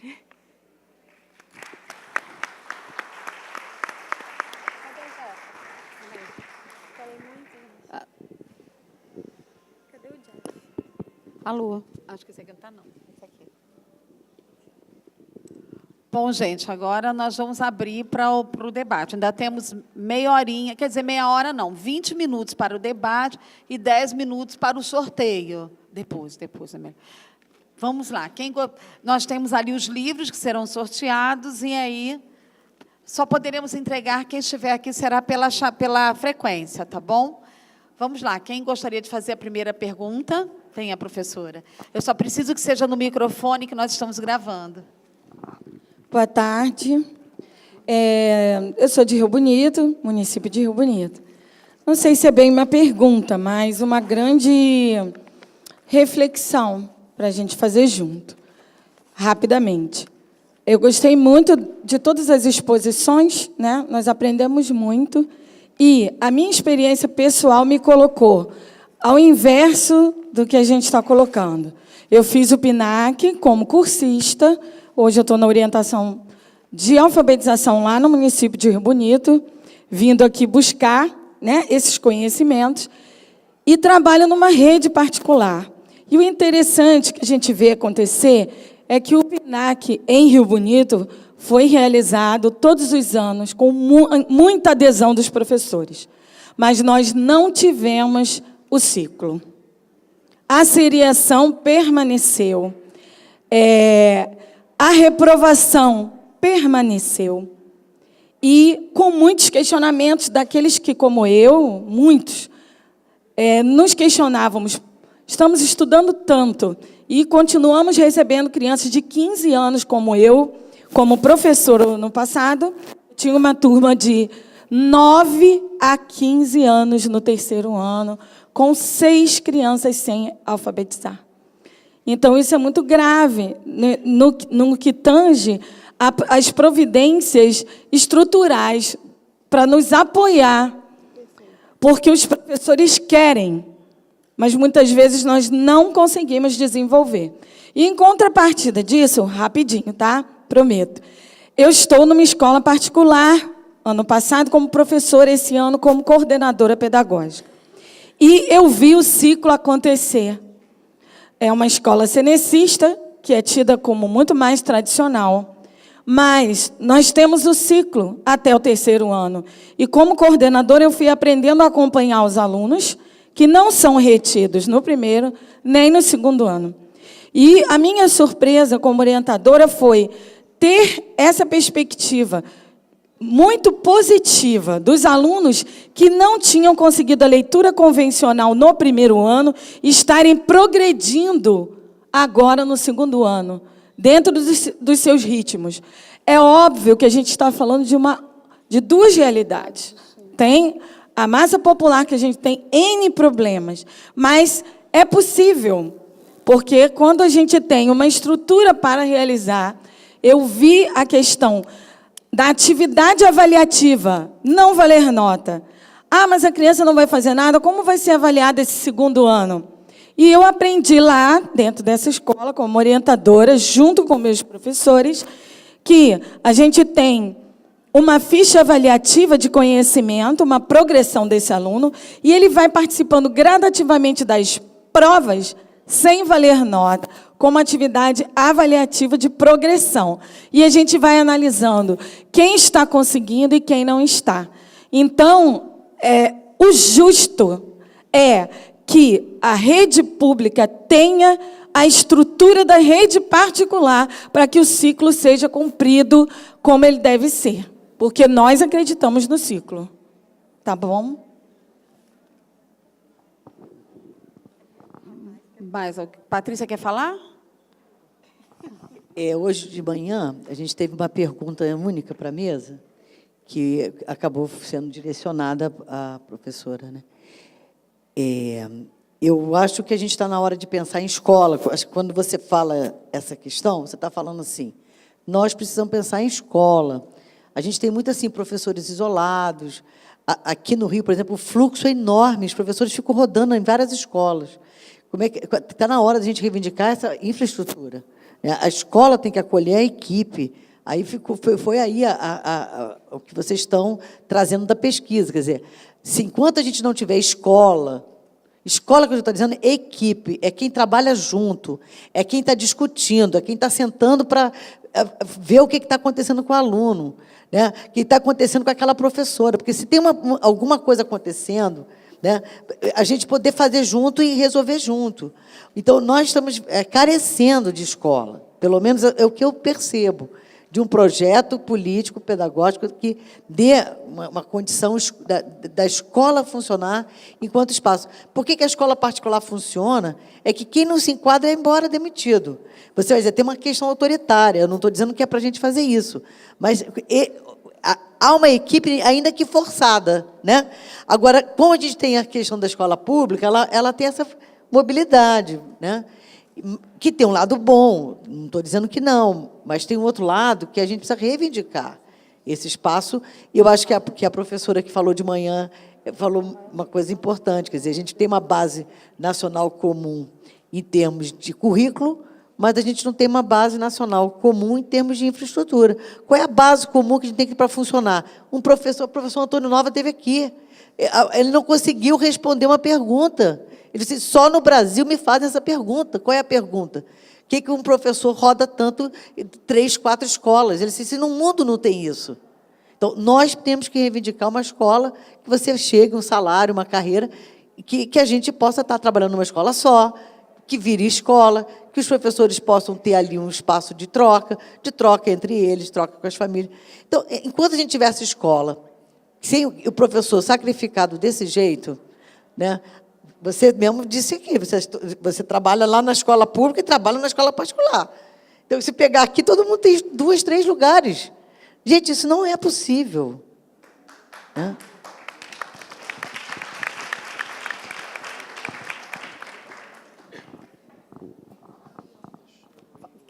Faz, aí depois 3 a gente faz um bloco de resposta.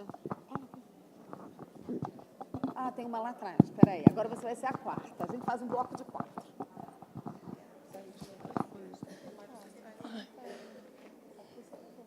Bom, meu nome é Débora, eu sou de Araruama. Eu gostaria de colocar algumas reflexões, a gente vai fazendo na medida do tempo, e esse ano eu tenho outras reflexões a fazer. De 2013 para cá, né, eu sempre estava atuando como somente orientadora de estudos na minha rede. E aí, esse ano, eu me vejo orientadora de estudos e orientadora pedagógica na escola. E eu vejo que isso está me dando novas visões, novos olhares. Aquele professor, né, que a gente olha, eu, enquanto orientadora de estudos, né, lá na formação, ou enquanto na visita às escolas, eu via que aquela dificuldade daquele professor trabalhar dentro do ciclo, dele promover a aprendizagem para todos, né, para aquele que tem facilidade, para aquele que aprende, para aquele que tem dificuldade. Eu vi aquilo muitas vezes como o professor não quer fazer, ele não sabe, ele não busca. A visão que eu tinha muito isso. Eu achava assim, ele faz formação, a gente vai na escola, a gente orienta e o professor não faz. Hoje, dentro da escola, também como orientadora pedagógica, eu vejo que isso vai mais além. Eu vejo a escola hoje com um papel importantíssimo, que é o espaço formativo que a escola tem que ter. né? Quando eu me pego pensando numa problemática que a gente tem lá na rede em relação à reunião pedagógica, e aí eu paro para pensar que a reunião pedagógica, os momentos que a gente tem dentro da escola, são momentos de formação. E isso faz uma grande diferença. E aí, quando eu penso nesse momento, esse espaço de formação dentro da escola, eu levanto algumas questões. Que essa questão do tempo, a gente debate muito a questão do ciclo. O tempo, 2 anos, 3 anos, eu vejo que é a qualidade do tempo, né? E tem professores que realmente estão dentro da perspectiva, eles atuam dentro da dinâmica do ciclo, fazem um ótimo trabalho. Eu tenho professores, alunos do 2º ano, que estão no nível de professores de outras crianças no 3º ano. Tão bons quanto. E tem aquele que está lá no 3º ano e que a turma não corresponde, a prática dele não está de acordo. Então, eu acho que, além do tempo, a gente tem que pensar na qualidade desse tempo. Tem muito tempo morto dentro da escola, pouco tempo de ensino. A gente tem que pensar nas incompreensões do ciclo. Na verdade, nós temos sistemas de ensino que adotam o ciclo, mas quando os professores abrem a boca em formação para falar, não dá certo, por isso não dá certo, eles não estão falando de ciclo, eles estão falando de problemas que não são pertinentes ao ciclo. Porque quando a gente olha, não é ciclo. Isso aí não tem a ver com a prática de ciclo. Isso não tem a ver. Então, os problemas estruturais que existem nas redes, eles existem. Seria muito bom se não existisse, mas existem, e a gente tem que pensar assim, o que a escola pode fazer? Né? A gente, às vezes, infelizmente, a gente se coloca também muito no papel de eu sou professor, eu ganho pouco, claro que todo mundo tem o direito de reivindicar por melhorias, mas eu penso assim, o papel da escola é um. E a gente não vai mudar a família, eu não vou tirar aquele aluno daquela família, eu tenho que ensinar ele com todas aquelas dificuldades. Existem situações que vão além do pedagógico, do fazer pedagógico do professor, que é quando a gente precisa do especialista, né? Que a família encaminha. Mas tem situações também que estão na questão que uma coisa só, que se chama planejamento. Enquanto a escola não entender a concepção que se tem e não conseguir organizar esse planejamento, né? Fazer o professor discutir, nesses momentos de currículo, concepção, as coisas vão ficar muito difíceis realmente. Então, são só algumas reflexões assim, que vão passando e que eu vejo que cada vez mais estão se perdendo, porque a gente sempre tem uma desculpa. Eu tenho tanto, a família é desestruturada, aquele não aprende por isso, aquele não come, aquele... E aí, o que a escola está fazendo? Né? Então, são só algumas reflexões para a gente. Aqui, tem uma aqui também, Meu nome é Sheila, eu sou professora em Cantagalo, e eu gostaria de agradecer... A minha formação como pedagoga, o meu tema foi a relação família-escola. E eu estou muito feliz em ter vindo aqui e ouvir um outro nome, assim, a problemática da questão da criança, na sua formação, a família com a escola. E hoje eu ouvi uma fala que me deu um nome diferente para essa problemática, porque colocou a nossa criança problemática, a relação difícil da família com a escola, deu o nome de filho do trabalhador. Isso eu achei muito lindo. Eu achei muito bonito dar esse nome para as nossas crianças. O filho do trabalhador. Só isso que eu queria falar.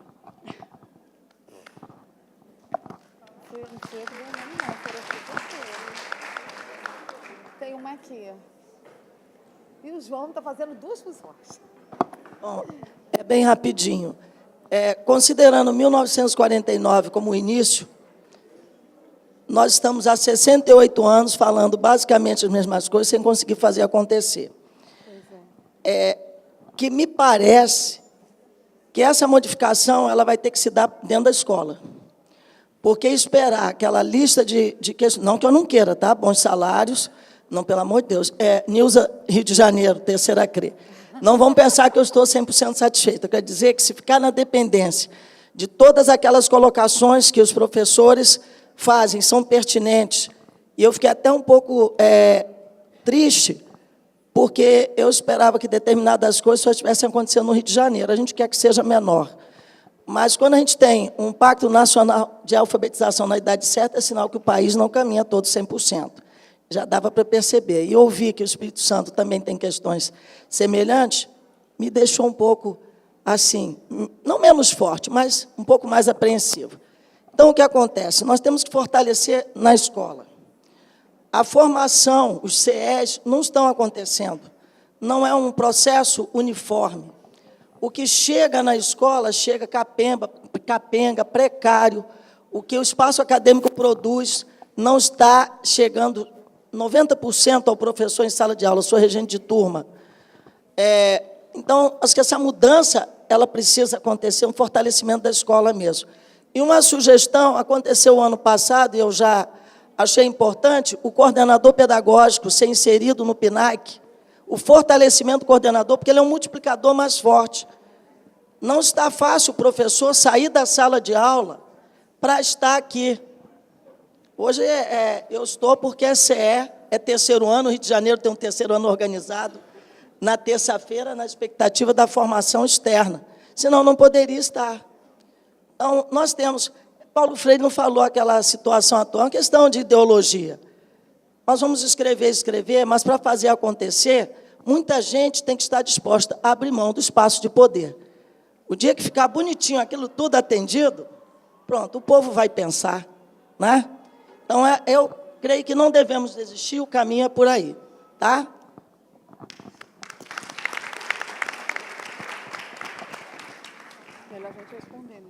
Melhor nós respondermos esse bloco e ver se tem outro. Podemos começar? Bom, eu vou voltar quando a professora fala de dois sistemas bem diferentes, né?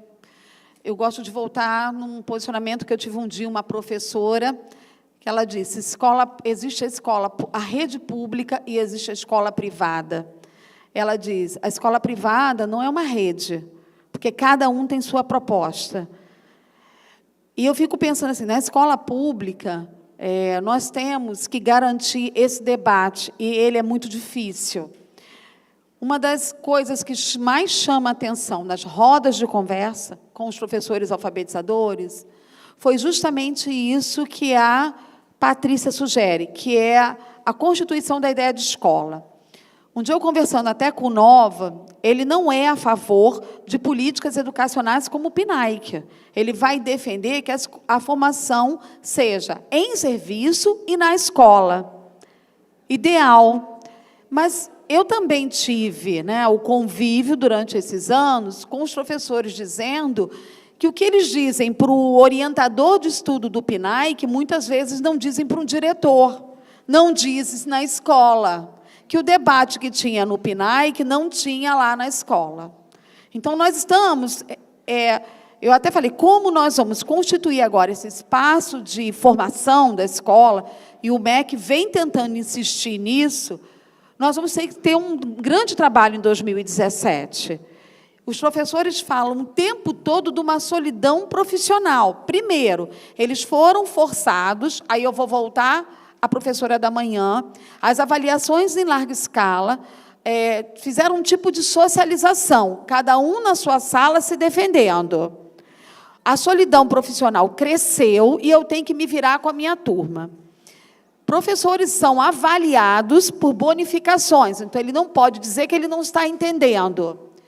E no PNAE, que a gente também viu que a troca de experiência é uma prática formativa da década de 60 e que foi substituída pelo assessoramento e consultorias a partir da década de 80. Então, até que ponto, né, nós também abrimos os espaços da escola para outras práticas formativas e queremos que o ciclo funcione. Para o ciclo funcionar, ele vai ter que constituir a escola. Ele vai ter que se constituir escola. E o que você fala da rede privada, eu acho que... Eu sempre volto à professora de Resende, ela disse, agora eu entendi, professora, por que eu tenho mais facilidade na escola privada do que na minha escola pública. Porque a criança já chega lá, ela sabe, ela usou essa expressão, ela sabe qual é o jogo. O que eu faço com a leitura e com a escrita, porque os pais já trabalharam, desde que ela nasceu, com sentido de comunicação. E eu tenho que chegar na escola pública...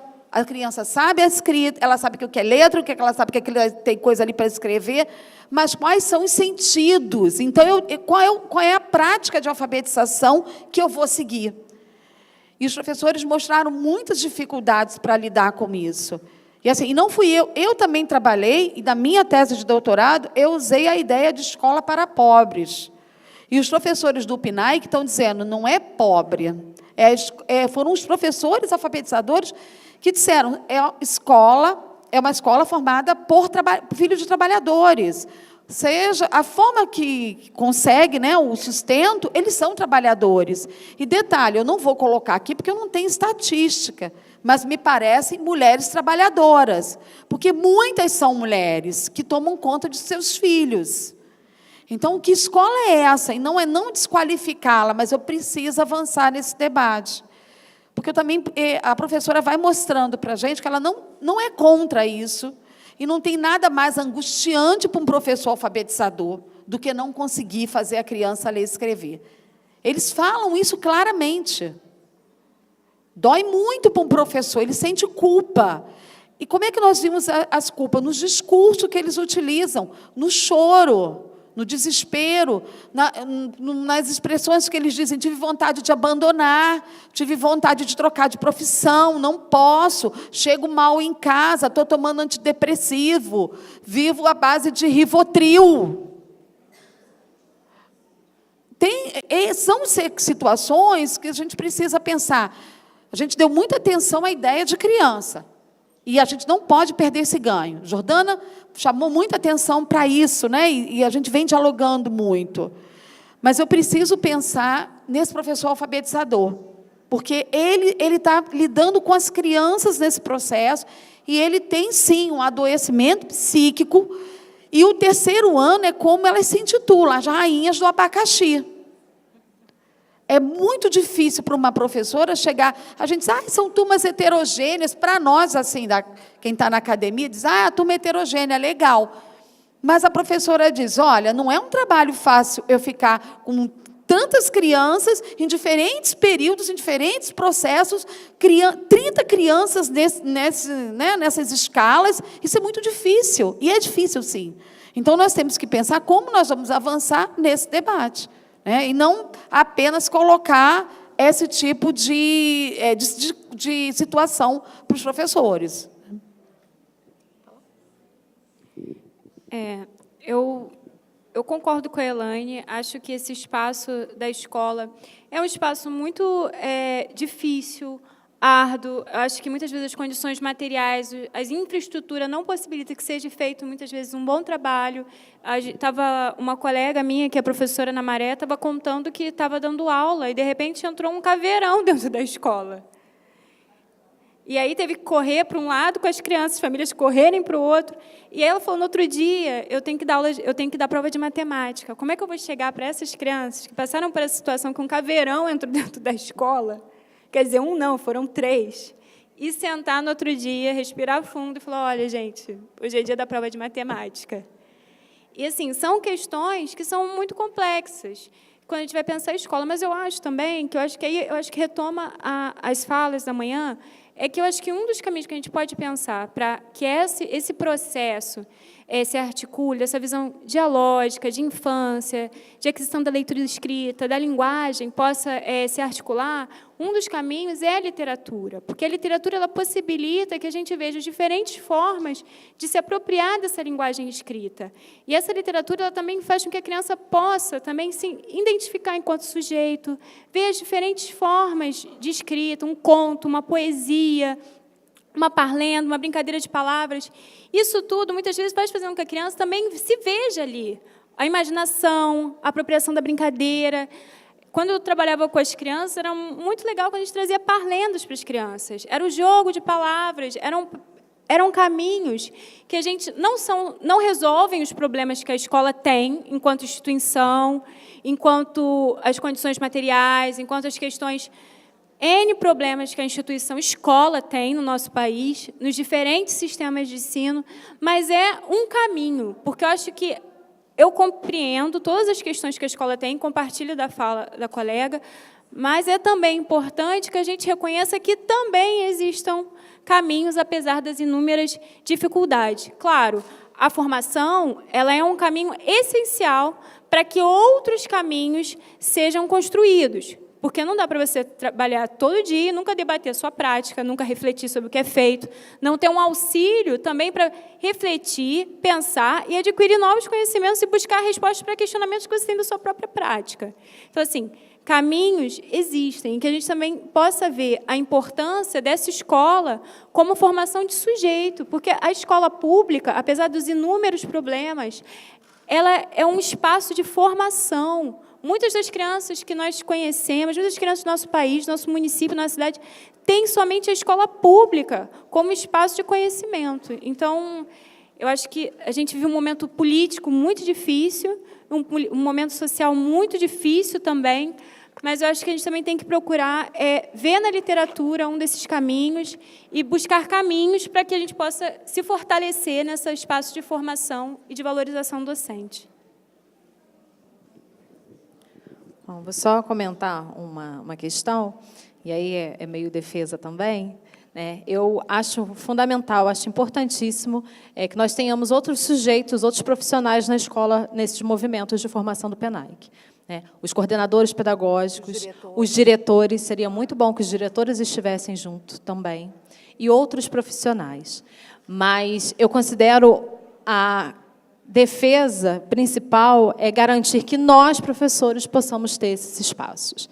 Né? Trazer o coordenador pedagógico como um elemento multiplicador é muito importante, mas nós também somos elementos multiplicadores. Nós também somos produtores do conhecimento e nós também temos condições de formar os nossos colegas participantes, pares, e reforçar. Né? Eu gosto muito do Daniel Soares, quando ele fala que esses movimentos de formação, eles têm que ser espaços, e aí não só o PENAIC, a gente cita o PENAIC porque consideramos, e na minha pesquisa isso apareceu, como a principal contribuição do PENAIC foi a garantia desses espaços de formação. Mas o Soares vai dizer também que não só o PENAIC, mas as escolas e todos os espaços em que os professores estejamos juntos precisam ser espaços de autoformação e de conformação. Então, acho que, para além da defesa de que esses sujeitos possam participar do PENAIC, ou desses espaços, é a nossa defesa e a nossa luta para que nós tenhamos o direito garantido de participar desses movimentos. E que nós possamos ser ouvidos e possamos ser constituidores também nessas políticas. Então, além da inserção desses outros sujeitos, eu acho que isso é a valorização do nosso saber e do nosso fazer. Porque notório saber está sendo aí batido na porta. Né? Mas nós temos formação, nós buscamos essa formação, não só com a percepção teórica, mas também com as nossas práticas, e isso precisa ser valorizado. Isso também é valorização docente. E isso precisa ser uma luta e uma busca. Além da participação dos outros sujeitos, a garantia de que nós, professores, possamos ter cada vez mais espaços de formação, e especialmente de fala.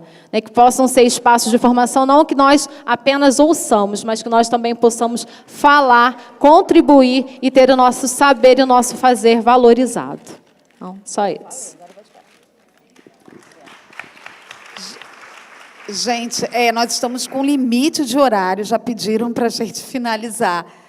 Já vai ter outro evento, mas é breve? Não, é porque eu tenho uma... Assim, não saiam, porque nós temos aqui 2 pacotes de livros para sortear. Fala aqui, fala. Não, é breve mesmo. Fala, tem que gravar. Eu sou Márcia, de Duque de Caxias. É interessantíssima a fala da Jordana, quando ela está trazendo essa concepção de infância, né? Esse relato de vocês, né? A Fernanda, que a gente já se conhece, né? De Duque de Caxias, que tem uma questão toda com a leitura literária. E a gente teve recentemente essa questão com o livro do, né, Enquanto o Sono Não Vem, de Zé Mauro Branco, que foi banido pelo MEC, que estava na caixa do PENAIC. Eu queria que vocês comentassem um pouquinho sobre isso. Vou chamar a Patrícia Corsina. Olha, vamos fazer... Peraí. Gente, olha só, mas olha... Peraí, dá outra ali. 5 minutos, Patrícia. 5 minutos. Gente, não. Gente, a Patrícia vai ficar conosco no PENAIC. Nós teremos um belo debate sobre literatura infantil. É a mulher, gente, é a mulher. Hoje nós realmente estamos com limites de horário, preciso entregar o auditório, vai ter um evento daqui a pouco, e assim, a Patrícia, eu prometo a vocês, até me responsabilizo, tipo assim, próximo evento, literatura infantil, tá bom? Eu monto junto com a Patrícia, ok? Pronto. Aí ela vai responder, porque nós também estamos com outro probleminha, com outro livro, na caixa azul. Se for o caso, também vamos fazer um debate, trazer o autor aqui.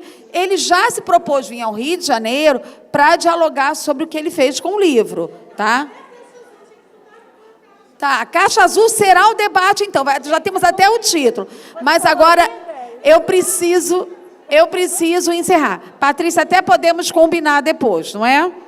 Então tá. Ela está se sentindo frustrada, eu vou ter que calar você. Não é meu feitio. Não é meu feitio, mas é por causa do horário mesmo. Mas é uma boa ideia. Eu acho que aqui saiu a temática para o próximo evento. E, assim, não esquecendo a ideia de ciclo, como sugeriu Renata de Itatiaia. Renata deve estar por aí ainda. Renata disse que os eventos do PNAE têm que ter também continuidades. Lembram disso no auditório, lá no fundão? Ela falou, é importante que a gente mantenha continuidades. Eu sento depois com a Patrícia para pensar na 13ª versão e a gente pensa na literatura infantil. Você quer falar alguma coisa muito rápida? Patrícia, muito rápida, vai dar certo. Eu acho que essa questão, a gente está vivendo realmente essa questão da literatura, a gente não dá para a gente conversar tão ligeiramente, né? O que a gente precisa saber é que aquilo que está no espaço simbólico, no espaço ficcional, ele não é a realidade. E muitas vezes, e é fundamental, e a literatura sempre teve esse lugar, de trazer, às vezes, questões muito difíceis de enfrentar, justamente por via do ficcional. Então, quando a gente faz uma visão muito linear, né, do que está na literatura, então, se fosse assim, a gente não podia fazer os contos de fadas como um todo, né? Então, assim, eu tenho uma tese, se vocês quiserem acessar, de uma aluna minha que discutiu sobre esses assuntos difíceis. Não no caso, foi o caso do livro lá, que teve a questão, mas os assuntos que dizem respeito à morte, às coisas mais profundas da existência, né? E a gente precisa entender que, no mundo ficcional, a gente pode resolver algumas questões por via justamente do ficcional. E a criança faz isso quando brinca, gente. A criança brinca, a brincadeira entrar nesse mundo ficcional, é poder resolver as questões da vida, né? Então, assim, a gente não vai achar... Um livro, ele não é ruim porque ele trata de determinadas questões. Isso é quem não sabe o que é literatura, nem o que é esse trânsito no ficcional. Tá? Mas a gente precisa conversar com mais profundidade. Bom,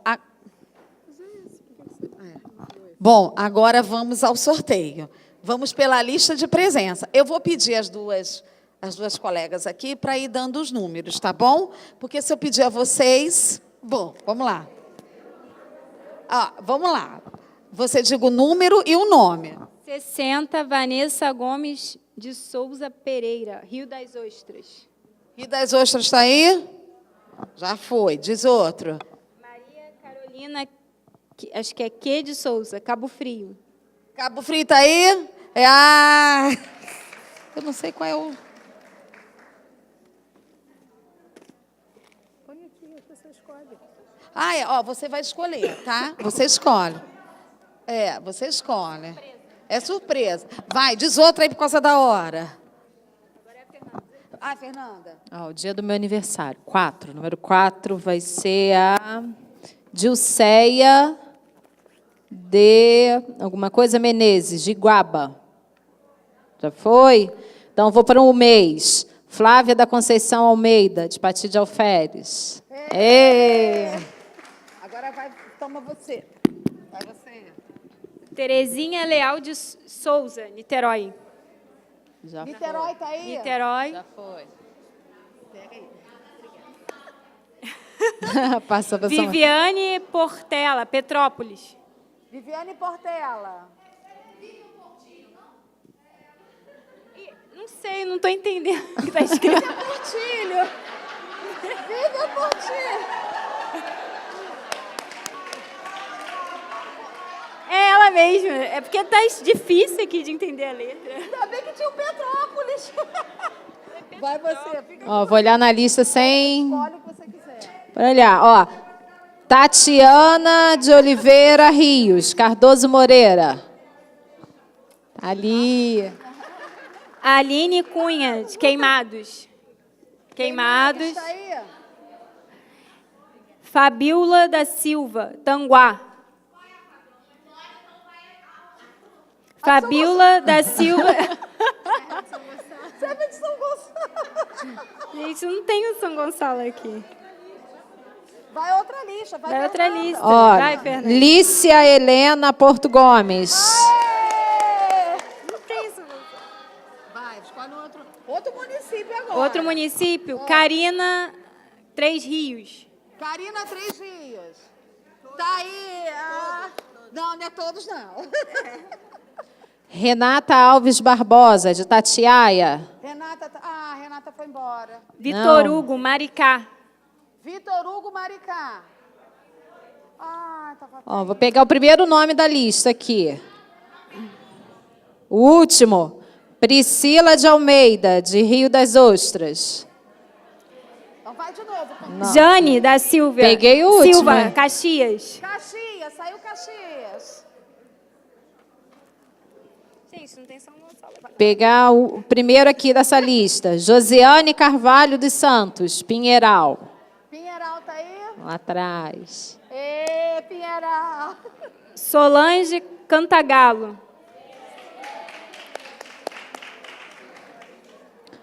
Por favor.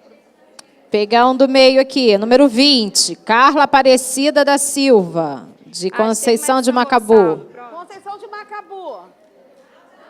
Já foi? Gente, é só escolha, então Agora quem não para foi? São Gonçalo, hein? Fabiola.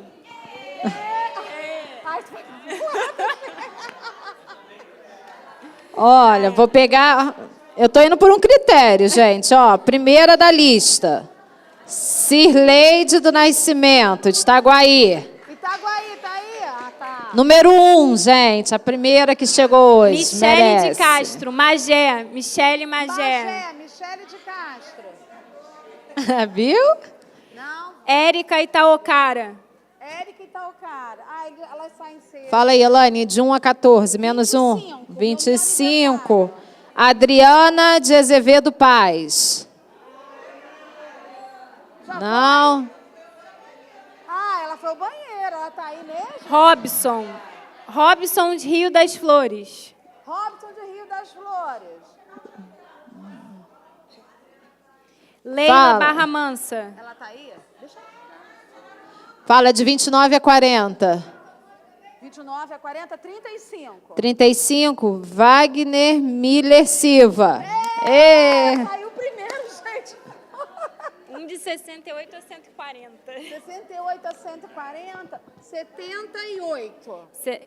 Cleonilde, São João de Meriti. Cleonil de São João de Meriti. 122. Peraí, 120... Ih, caraca. Tô perdida aqui. Tanto papel. Caraca.